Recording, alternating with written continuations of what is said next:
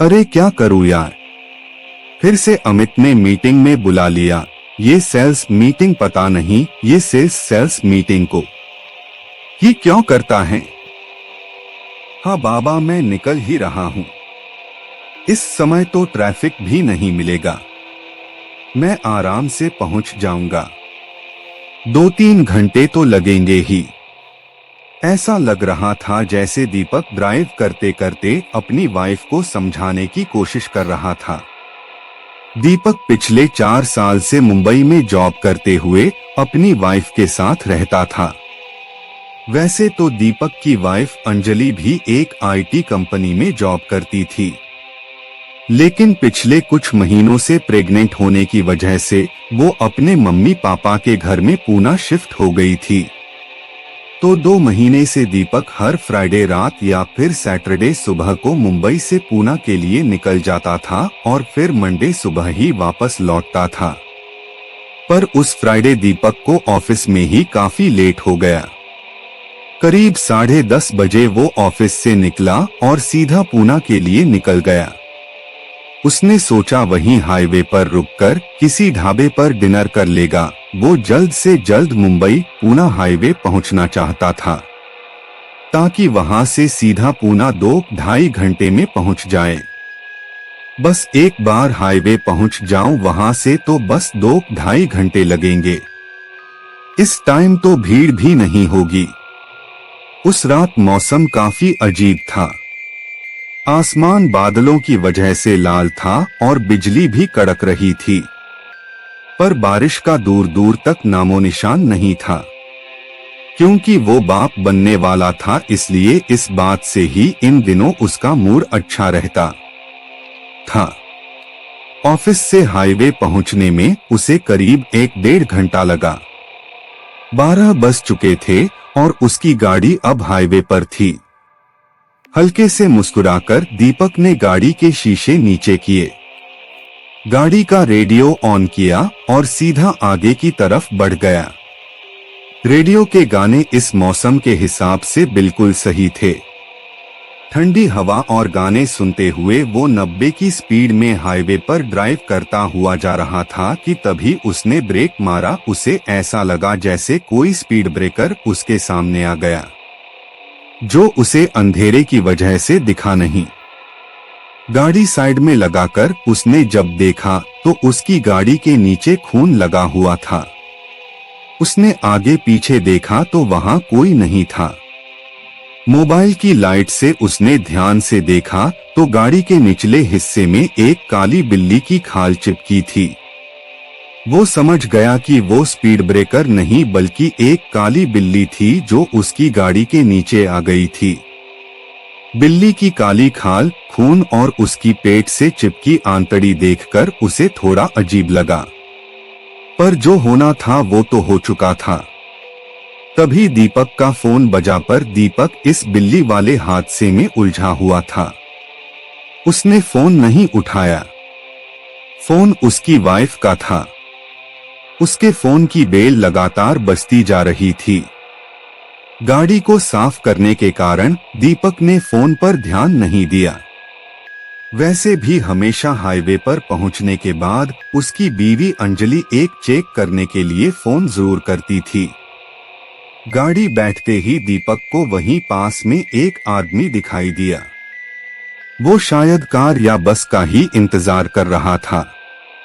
बड़ी अजीब सी बात थी कि दीपक जब गाड़ी के बाहर था तो उसने उस आदमी पर बिल्कुल ध्यान नहीं दिया था। उस आदमी के पास एक लेदर का बैग भी था।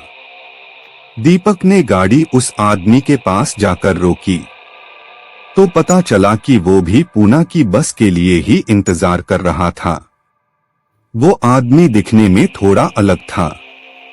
उसकी उम्र तकरीबन 40-45 की होगी, पर उसके चेहरे पर कुछ ज्यादा ही झुर्रियां पड़ी हुई थी। वो कभी सीधे देखकर बात नहीं कर रहा था। उसकी गर्दन में गहरा सा निशान था और उसकी आवाज काफी भारी थी। उसके हाथ में एक सफेद लाठी थी जो वो चलते समय इस्तेमाल करता था। उसके बाहिने पैर में कोई प्रॉब्लम थी। पहले तो दीपक उसे बिठाने में थोड़ा झिझका और फिर इतनी रात को उसकी हालत देखकर दीपक को उसके ऊपर दया आ गई। दीपक आम को पूना तक लिफ्ट देने को कहा। वो आदमी भी हल्का सा सर झुककर हाँ करते हुए दीपक के साथ ही आगे वाली सीट पर बैठ गया। रेडियो चल रहा था और हवा और भी ठंडी चल रही थी। दीपक ने सीट बेल्ट लगाते हुए गाड़ी को फिर से हाईवे पर दौड़ाना शुरू कर दिया। हाय, आई एम दीपक और आप? भरत। तो पूना में कौन रहता है? दोस्त। ओह ओके, आज मौसम काफी अच्छा है ना? हमारे लिए क्या ये मौसम? अरे नहीं, आप कुछ परेशान लग रहे हैं। चिंता मत कीजिए, ये कुछ खाने को आगे ढाबा है। नहीं रुकना, नहीं, कहीं नहीं रुकना। ओह, मैं सोच रहा था कि डिनर, आपको क्या जल्दी पहुंचना है? क्या पूना में सब ठीक तो है? कुछ भी ठीक नहीं है। दीपक की हर बात का वह बस उल्टा या अजीब सा ही जवाब दे रहा था। दीपक को कुछ अजीब लगा।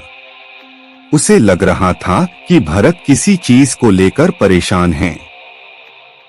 पर एक बार फिर दीपक ने बात करने की कोशिश की। आप ज्यादा बात नहीं करते हैं भरत, हैं ना? वह बोला। गेम है, वो खेलोगे? दीपक ने कहा ठीक है। हम एक दूसरे से 5-5 सवाल करेंगे, पर जवाब में सच नहीं झूठ बोलना है। ये रूल हैं। यदि ये रूल तोड़ा तो उसकी सजा मिलेगी। दीपक इंटरेस्टिंग, चलो खेलते हैं। हम तुम्हारा नाम? करण। और आपका? राघव। कहाँ जा रहे हो? मैं दिल्ली जा रहा हूँ। और आप? पटना। कोई बुरी आदत है तुम्हें? कभी कभी सिगरेट पी लेता हूँ। और आपकी क्या बुरी आदत है? खून पीने और मांस खाने के अलावा कोई बुरी आदत नहीं। काम क्या करते हैं आप? भूत कुछ काम थोड़ा ही करते हैं। और तुम? मैं फिल्म प्रोड्यूसर हूँ। तो भूत जी महीने का क्या कमा लेते हो? कुछ नहीं। और तुम? 2 करोड़। हाँ हाँ। आपकी फैमिली में कौन है? एक बच्ची। और तुम्हारे परिवार में? नहीं, मैं अकेला हूँ। दीपक का जवाब सुनकर जैसे भरत जोर से चिल्लाया और हंसा। उसका ये रूप देखकर दीपक कुछ समझ में नहीं आया। ये छठा सवाल था जो सच होना चाहिए था, झूठ नहीं।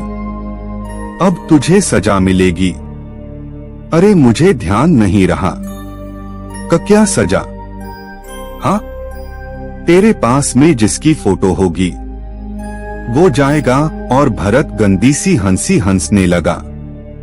यानी तेरी बीवी? ये सुनते ही दीपक का पारा जैसे चढ़ गया और वो गुस्से में बोला, अबे ओ तमीज से बात कर वरना यहीं उतार दूंगा। और तुझे कैसे पता कि मेरे पास में मेरी बीवी की फोटो है? भरत हंसने लगा और बोला, तेरी बीवी जाएगी या हो सकता है चली ही गई हो। फोन उठाना चाहिए था ना। और भरत फिर वही गंदी सी हंसी हंसने लगा। हाँ हाँ हाँ हाँ हाँ। तुमको कैसे पता कि मेरा फोन? तभी दीपक के फोन की घंटी दोबारा बजने लगी। क्या क्या हो रहा है ये सब? अचानक उसने देखा कि भरत का चेहरा काला और आंखें लाल हो चुकी थी। उसने रेडियो पर एक हाथ मारा और रेडियो पर दीपक के घर की आवाज आने लगी।